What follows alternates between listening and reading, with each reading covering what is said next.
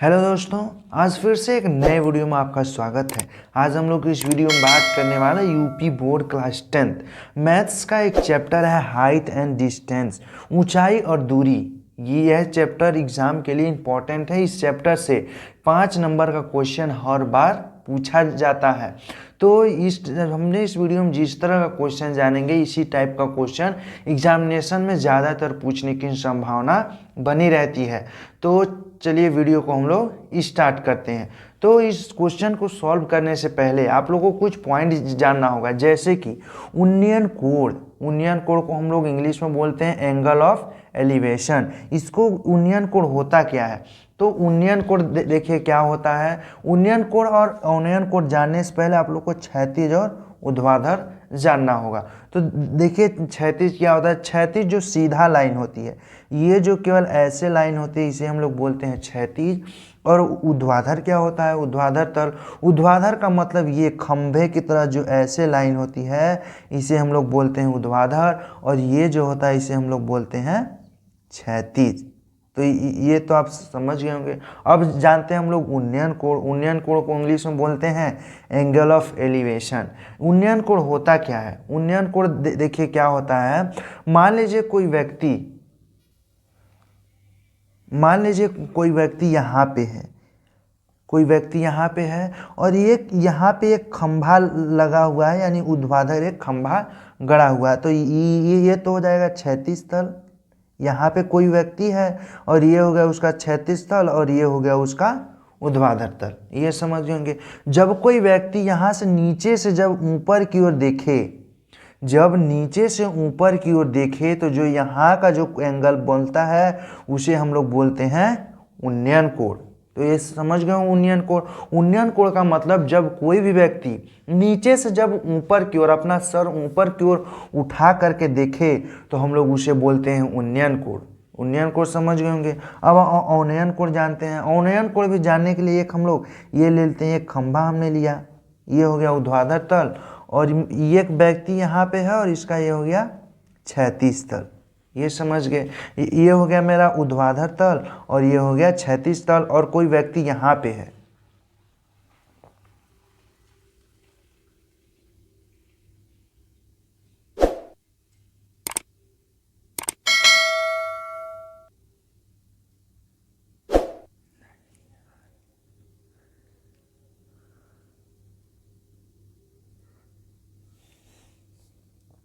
अब हम लोग जानते हैं अवनयन कोण। अवनयन कोण देखिए क्या होता है। मान लीजिए कोई व्यक्ति यहाँ पे है, ये जो है हमने ये लिया है, कोई व्यक्ति यहाँ पे खड़ा है, यहाँ पे खड़ा है। तो जब वो कोई व्यक्ति ऊपर से नीचे की ओर देखता है तो वह होता है अवनयन कोण। यानी कोई व्यक्ति जब यहाँ खड़ा है तो इसके ये जो पाद है इसको देख रहा है, तो ये जो यहाँ का जो एंगल बनेगा उसे हम लोग बोलते हैं अवनयन कोण। तो उन्नयन और अवनयन कोण समझ गए होंगे। उन्नयन कोण को इंग्लिश में बोलते हैं एंगल ऑफ एलिवेशन और अवनयन कोण को इंग्लिश में बोलते हैं एंगल ऑफ डिप्रेशन। तो उन्नयन कोण का मतलब क्या कि जब कोई व्यक्ति नीचे से अपना सर जब ऊपर की ओर उठा करके देखे तो वह होता है उन्नयन कोण। यानी देखिए कोई व्यक्ति यहाँ है और अपना सर ऊपर करके यहाँ पे देख रहा है, इसके शीर्ष को, जो एक खंभा लगा हुआ है उसके शीर्ष को देख रहा है। तो यहाँ का जो एंगल बनता है वह एंगल बनेगा कौन सा? उन्नयन कोण। ये समझ गए।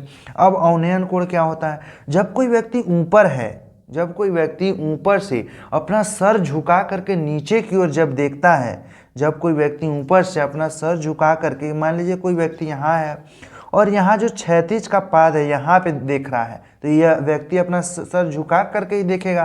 तो ये देखिए जो इसका मेन लाइनिंग होगा यहाँ से होगा, तो यहाँ का जो थीटा बनेगा वो इसके साथ बराबर में होता है। तो यहाँ का जो थीटा होगा इसे ही बोलते हैं हम लोग अवनयन कोण, और ये थीटा क्या हो जाएंगे? बराबर हो जाएंगे। तो यह हो गया अवनयन कोण। तो उन्नयन और अवनयन कोण समझ गए होंगे। अब चलिए हम लोग क्वेश्चन की ओर चलते हैं। अब देखिए मेरा क्वेश्चन क्या बोल रहा है। क्वेश्चन को देखिए पहले आप ध्यान से पढ़िएगा। क्वेश्चन को ध्यान से पढ़ करके फिर एक बार धीरे धीरे पढ़ते जाइए और उसका क्या बोल रहा है उसका डायग्राम उसके साथ साथ बनाते जाइए, तभी आप हाइट एंड डिस्टेंस वाले को क्वेश्चन सॉल्व कर पाएंगे। तो देखते हैं क्वेश्चन क्या बोल रहा है। क्वेश्चन बोला है किसी मीनार के पाद से 20 मीटर दूरी पर क्षैतिज तल पर स्थित किसी बिंदु से मीनार के शिखर का बिंदु की दूरी 40 मीटर है। उस बिंदु से मीनार के शिखर का उन्नयन कोण ज्ञात कीजिए। इसकी सहायता से मीनार की ऊंचाई भी हमें ज्ञात करनी है। क्वेश्चन पढ़ लिया।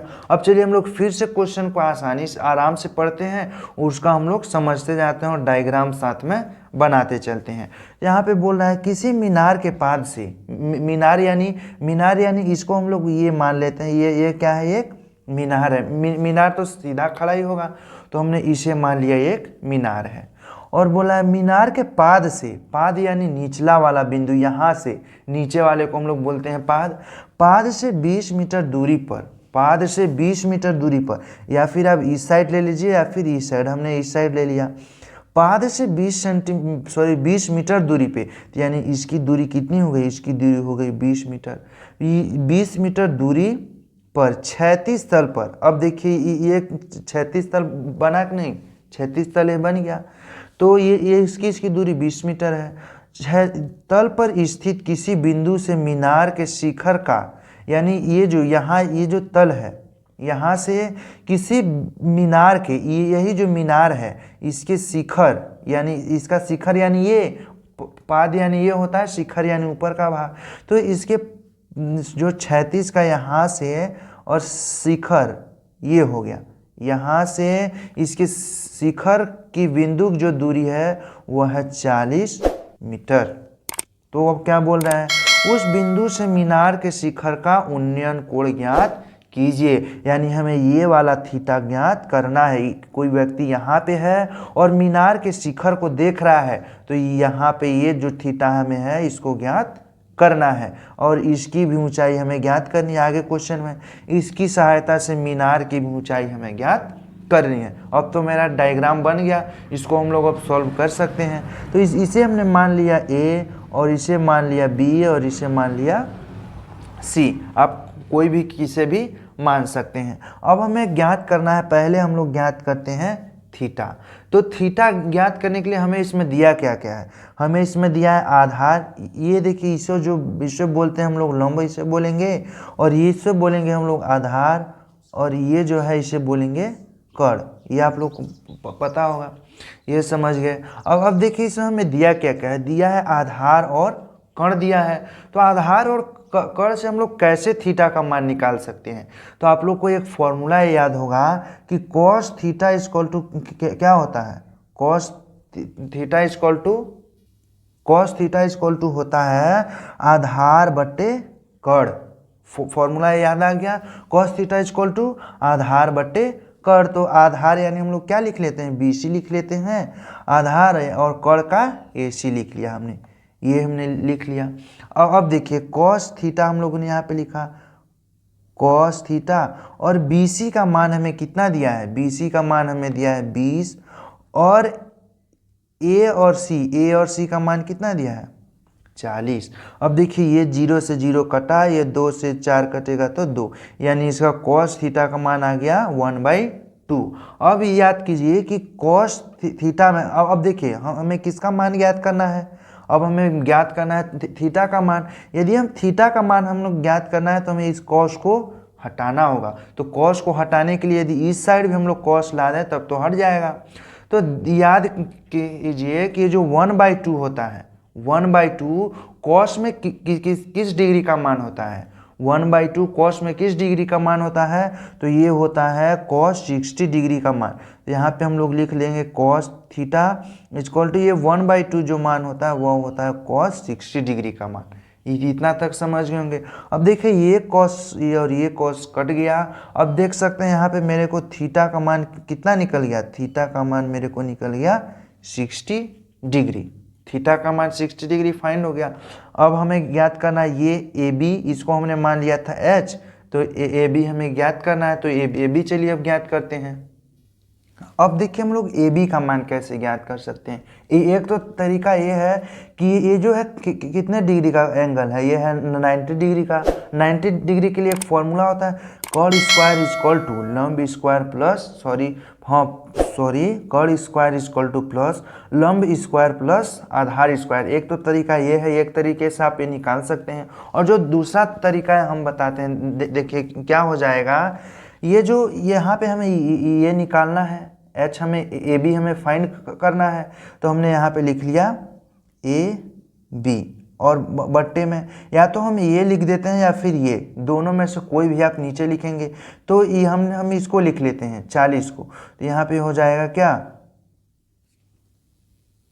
इसको छोड़िए, हम लोग इसको ले लेते हैं सी बी यानी आधार और ए बी यानी लंब। तो आधार का मान, आधार को हम लोग क्या लिख सकते हैं, आधार को लिख सकते हैं BC। और अब याद कीजिए, ये तो हो गया लंब और ये हो गया आधार। तो लंब बटे आधार किसका फॉर्मूला होता है, तो जो लंब बटे आधार होता है वह होता है फॉर्मूला tan थीटा का। याद हो गया कि लंब बटे आधार किसका फॉर्मूला होता है, वह होता है tan थीटा का। ये समझ गए। अब देखिए हमें मान किसका ज्ञात करना है, मान हमें AB का ज्ञात करना है। तो AB के लिए हमने H माना था, H रख सकते हैं या फिर AB ही छोड़ देते, तो हम यहाँ पे AB ही छोड़ देते हैं। तो हमने यहाँ पे लिखा AB बट्टे हमें क्या लिख दिया, और देखते हैं BC का मान हमें कितना दिया है, BC का मान दिया है हमें 20। अब यहाँ पे इक्वल टू 10। अब देखिए थीटा का मान यहाँ पे हमने कितना फाइंड किया था, थीटा का मान हमने ज्ञात किया था 60 डिग्री। तो हमने यहाँ पे थीटा के जगह पे लिख दिया 60 डिग्री। अब बताइए, अब हम लोग आगे इसको यदि सॉल्व करें, यहाँ पे हो जाएगा AB, यहाँ पे कुछ नहीं है यानी क्या 1 है, यहाँ पे कुछ नहीं है यानी 1 है। तो ये AB 1 के साथ इंटू हो जाएगा और tan थीटा इसके साथ।